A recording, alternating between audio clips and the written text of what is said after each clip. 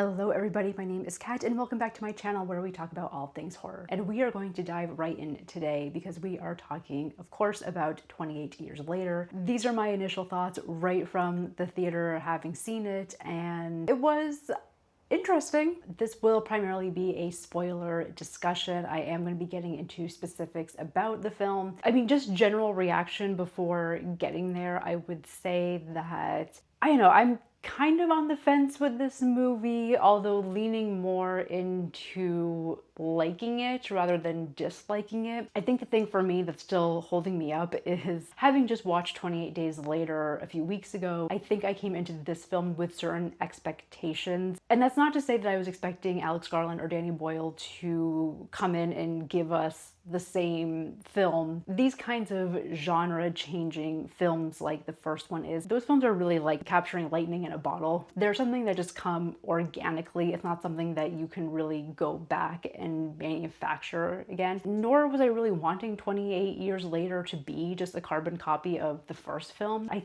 think what the hang-up for me was not even really from the narrative perspective. I think it was the stylistic components of it. 28 Years Later is much more, I would say, stylized than the first film. Obviously, the first film is known for having that very grainy, very home movie type feel, and that's very much stylistic in its own way. However, I feel like 28 Days Later, like, it sticks with that style, it sticks with that gritty realness throughout the whole film, and I think it's a style that definitely helps ground you into the world. Whereas here, we're getting a mixture of different styles. It feels much grander in terms of the scale of it. There's some of that like slow-mo, action-y, almost like video game feel that you kind of have in the second film, but it's very prominent here. Obviously from the trailers, you could tell that the images here were going to be much cleaner than what we get in 28 Days Later. And I guess I was expecting the visuals to be a bit more grounded, whereas what we do get in the film kind of leans into, I would say, like experimental territory. And there was just something about like the lighting and the way that it was shot. Like it felt almost like a fantasy-like. And there were some shots in here that just like reminded me of something like The Northman,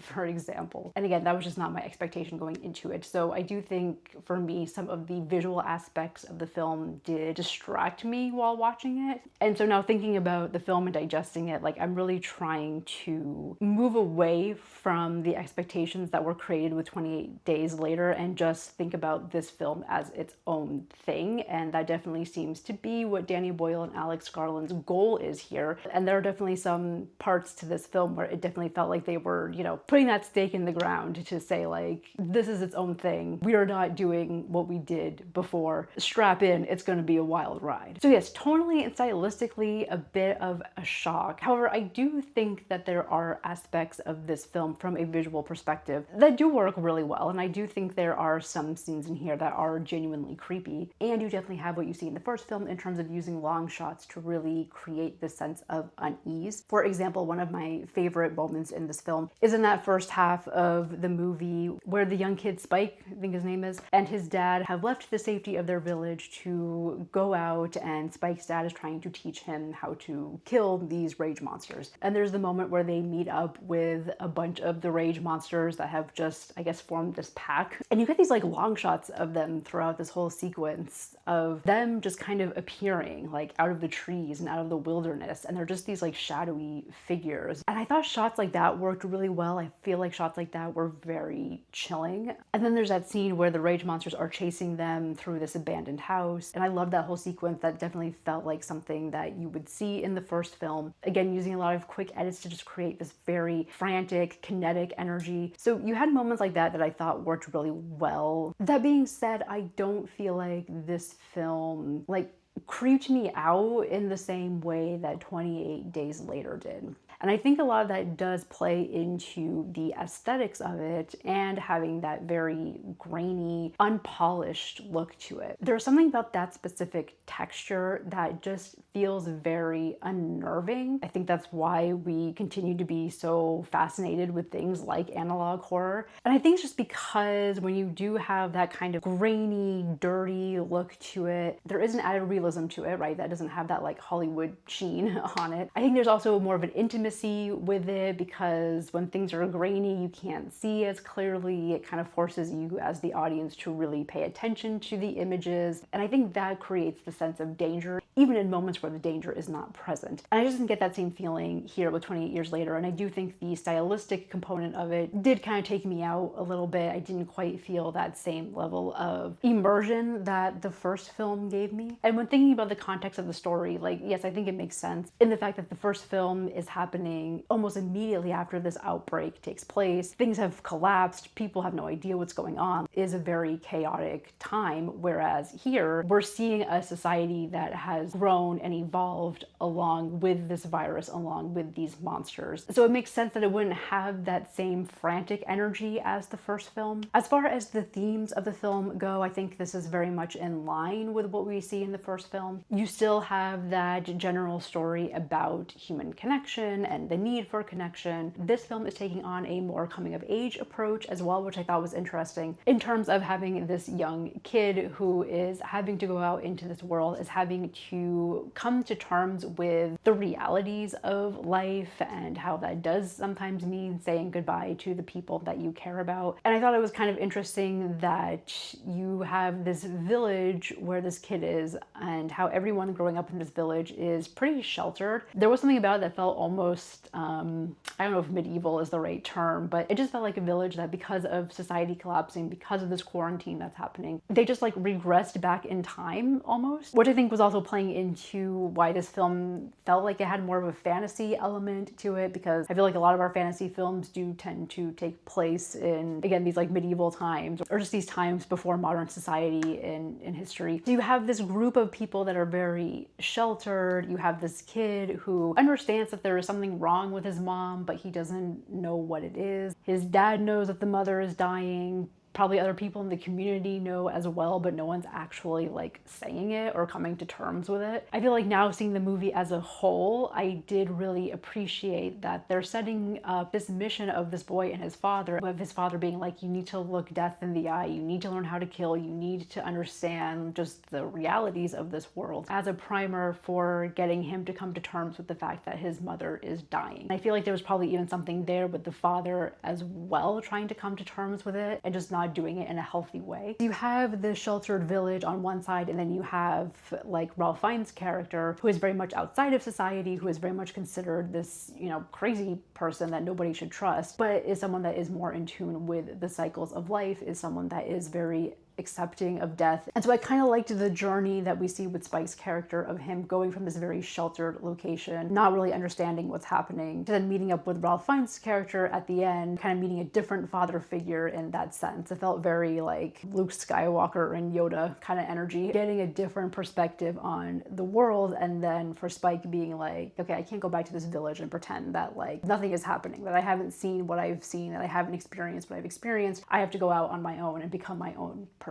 And he had already gotten a sense of that when him and his dad returned from their trip, and the village is having this like big party for him, and his dad is getting up on stage and giving this whole like speech about, yes, my son beating these monsters, and everyone's cheering. Spike is just there watching all this being like, none of this is true, like none of this happened. Interesting way of showing how society is still coping with these monsters years after the initial infection took place. I feel like there were some other like little commentaries being put in here and there, like the whole thing with the soldier and him having the iPhone and obviously coming from a more advanced society. I couldn't tell if that was Alex Garland and Danny Boyle trying to make a commentary on like the current state of the world and how, you know, there are places in the world right now that are dealing with things like war, for example, and are having their worlds torn apart and are just focused on basic survival. Meanwhile, you have other parts of the country that are just going about their everyday lives and not having to worry about that and are getting the benefits of things like advanced technology or advanced medicine, and how for those of us that are living in that bubble, it can be so easy to just go about our everyday lives without thinking about people in other parts of the world that may not have the same luxuries that we do. That might be reaching. I have no idea if that's the intention of the filmmakers or not. I feel like this is kind of another critique of the film, is that I did appreciate Spike's story. I do think he has a good character arc. However, I don't feel like the themes of the film, while they're there, you can definitely tell what they are. They didn't feel as streamlined streamlined as what we see in 28 Days Later. I definitely think the highlight of this film is Alfie Williams as Spike. I mean, what an incredible young actor. I thought he did such a great job. I thought he brought a lot of heart to the film. His performance definitely grounds the film, I feel like, which again feels very impressive for a young actor who is just starting out in their career. I loved his relationship with his mom when they're resting for the night and they're making silly faces at each other. Like, it's things like that that really endear you to the characters. Their relationship is definitely the thing that kind of pulls you through some of the more weird stuff that starts happening in the second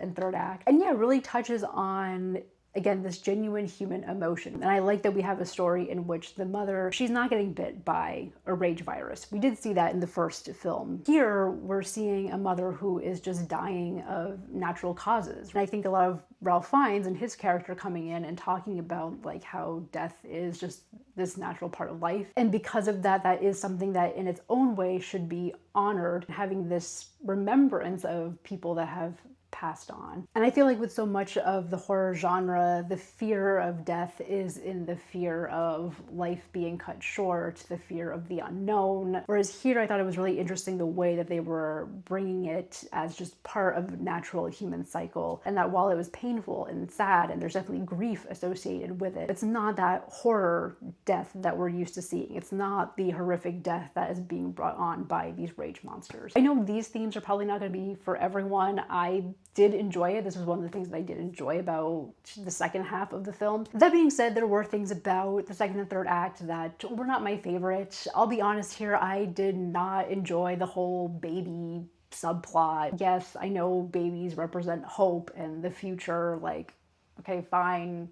We've seen it before. And just this idea of this woman, even a rage monster, who has to like give birth to this child and sacrifice herself in order for this hope to live on. I was like, okay. And then just also the fact that it's like the baby was born and was perfectly fine. Like the virus wasn't able to pass itself on into the child. And Ralph Fiennes has that line of like, the placenta is a miraculous thing, or whatever he says. I was just like, ugh. Vomit. I also feel like introducing this element opened so many questions about the rage monsters. Like, was this a situation of a woman who turned while she was pregnant? Or are the rage monsters breeding? How are the rage monsters surviving? Because in the second film, in 28 Weeks Later, they mentioned that all of the monsters from the first film had died of starvation. I don't even know if 28 Weeks Later is canon in this world. I think that it is. Sure, you can definitely buy that this virus has mutated, has changed into this different iteration where the monsters maybe have more capabilities of fighting, obviously of being able to get their own food. It seems like they're feeding off of deer. They obviously have a lot more strength in terms of being able to just like grab people's heads and just rip their whole spine out, functioning in an almost similar human way where they are eating, they are breeding, they are creating their own little like communities and societies, it seems like. While I was watching the film, I felt like my mind was going there. Like my mind was kind of like, what is happening with these monsters versus like the themes of the film, which I feel like was supposed to be more of the main focus. I feel like we are supposed to be more with Spike and his journey. But yeah, my mind was going on in circles of like, what is going on with these monsters? Now we have like alphas. Felt more in the realm of like sci-fi, and again, that fantasy element that kind of clashed with the more grounded elements, I feel like, of the human characters and what they were dealing with. And yes, I know that this is supposed to be a trilogy of films. I'm assuming they're gonna expand on the mythology of these monsters as we get into films 2 or 3. But that's also kind of the danger of setting your film up as like part 1 of a trilogy, that inevitably questions get asked and are not answered. This film also continuing the recent trend that we're seeing in horror films of having a male who is running around completely naked, has ridiculously large genitalia.